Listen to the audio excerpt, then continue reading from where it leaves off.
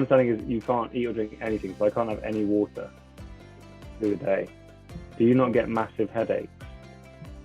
Yeah, sometimes yeah, you do. And how do you stay focused? How do you work through that? Do you take a quick power nap? Do you just sort of push on? No, if you call me at 4, I will be like, I'm dead. I can't work. I can't focus. I can't. I just want food. Because it depends. Actually, for me, my body is like, I'm hungry. I want to eat. I mean, but in the morning. So let's explain that. So before the prayer, before the Fajr prayer, before the sunrise, you have time so you can eat. And we call Allah said that it's really, really good to have it. It's called suhoor. So you eat whatever you want at it, but try to pick the food that doesn't make you thirsty, doesn't make you heavy, like healthy and good ones. And so what foods should I avoid? What foods will make me thirsty? Salt, I guess. Don't eat a lot of bread. Don't eat don't eat heavy meal like rice, chicken, and these things. Don't eat these things. So for me, I usually to eat. My flatmate is a chef and he makes sourdough bread fresh. So I can't have that. You can have it. You can have it. Depends on your body. Let's say for me, if I eat rice and bread, I will be too heavy. It will be too heavy for me. I can't like back to sleep, or I can't just do anything after that. I was like I'm really full. So I just like eat, let's say, banana or any kind of fruits with the small things. You can eat bread, but like a small bit, not just like a whole big meal like breakfast. Sure.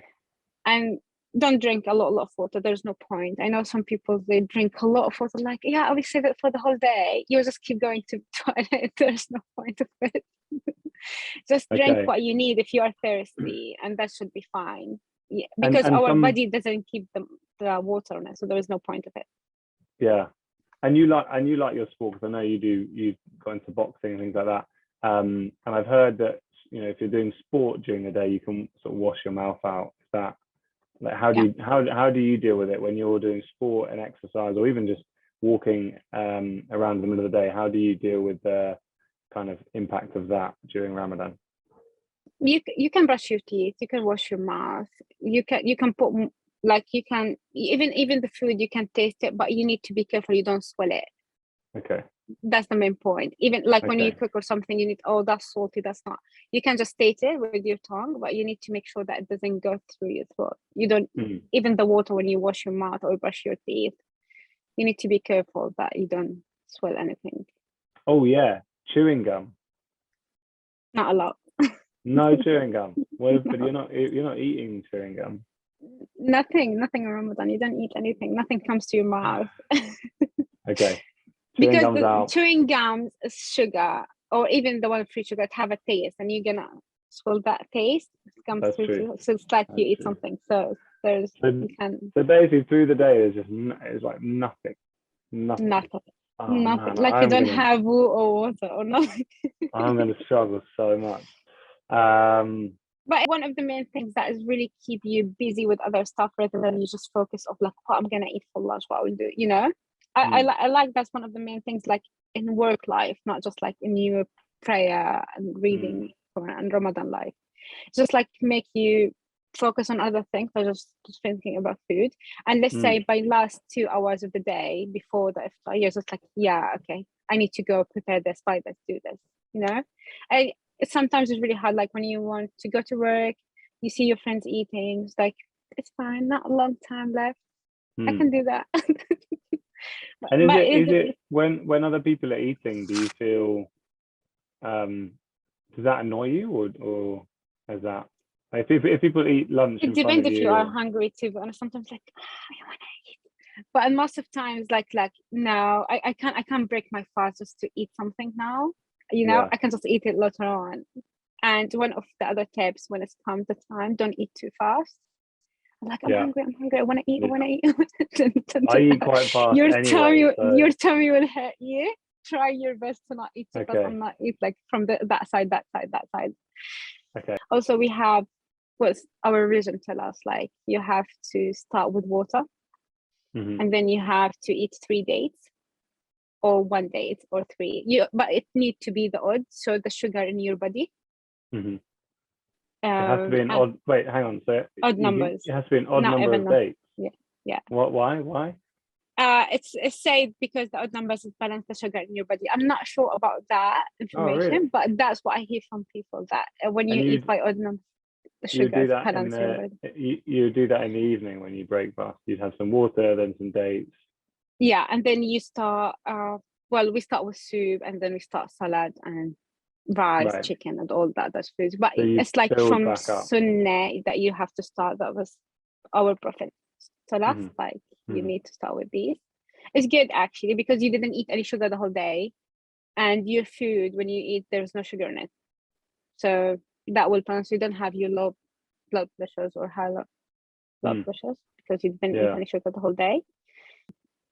And you can just start with one or start with it, depending on your body and how you really want sugar. Your body needs it. Mhm. Sometimes I start just with one. Sometimes it's like I really need sugar, so I eat 3. One of the things that's always a challenge is how do you not make it about diet and I could lose some weight? How do you keep it kind of about what it's in Ramadan? huh? You don't lose weight in Ramadan. You gain don't weight lose in weight. Ramadan. Really? No, seriously. It depends. Like if you don't eat too much food in iftar and you like balance your food like your own diet. So let's say you eat more salad and more protein compared to you more carbs to eat. Yeah. Just like you balance it.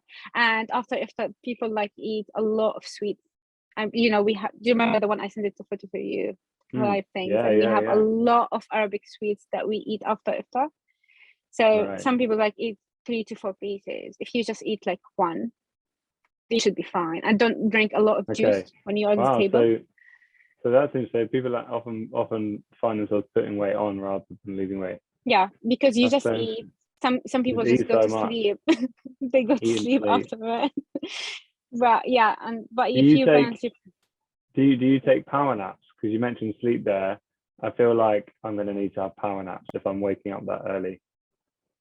No, I just like have it and then do some stuff, because it's like if I just sit down, I'll go to sleep, but it's not really good because you will sleep at night, so you'll have a nap and then you will wake up, you will be like a little bit hungry, so you'll eat more. And then you will keep gaining weight. I'm gonna have to power. I don't think I could get through a long day like that without eating, where I'm not having just like a little 20-minute power nap. I can do it in these little booths at work. I can just go in and have a little snooze in here. You can have it in the middle of the day. That's what my brothers do when they don't have university. They just sleep like 2 to 3 hours or 1 hour and a half an hour. It depends what they have to, but just take a break and nap and they have sleep. No, see, I really would like to know what the thing that make you really attractive and more interested to fast with us, at least to try it with us. I think there's 3 things. There's 3 things to it. One is solidarity.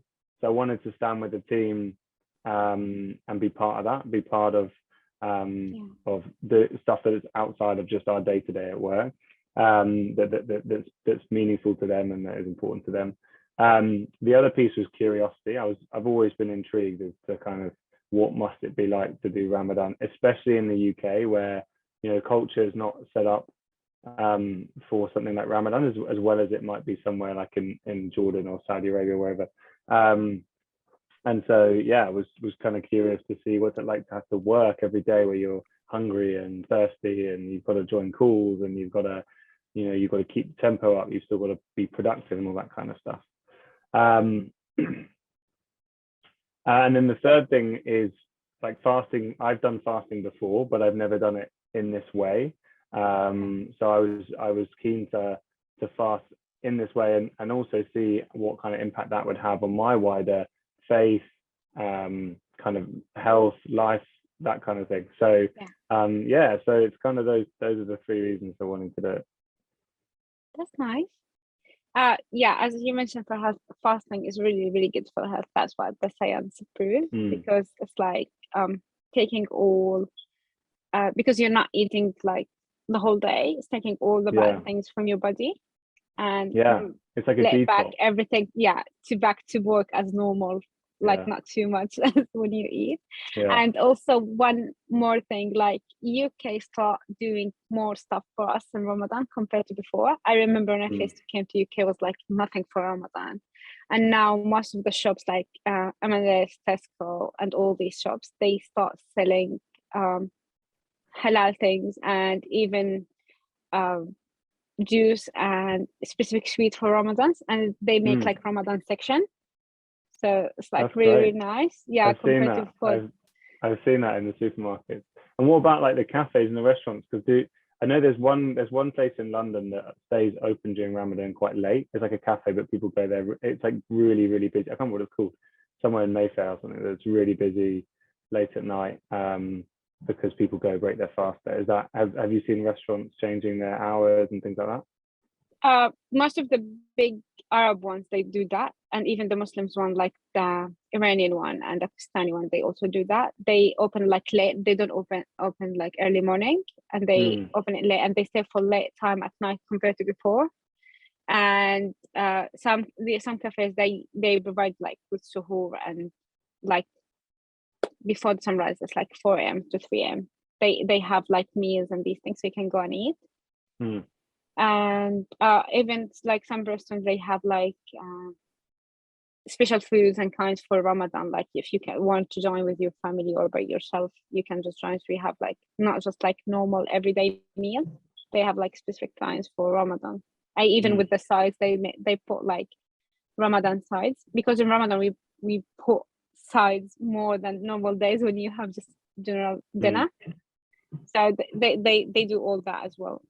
So, and even the specific juice that we have in Ramadan, because we have different. For me, none of them are nice. But some people don't like it, but they make it. Even here, they make it. So it's really good. It's really good. What about with your employees? Is there anything that they're doing that that's going to help during Ramadan? Actually, yeah, because I explained to them how is Ramadan and what we do, and they're like more flexible. Like if you want to go early, or if you want to work remotely, be more than happy. I just like in Ramadan, because now we start going like every day to the company, and I just asked them like, what you think about that, and they're like more than flexible. Like whatever you want, make you comfortable through Ramadan. We're more than happy to do that. And so yeah.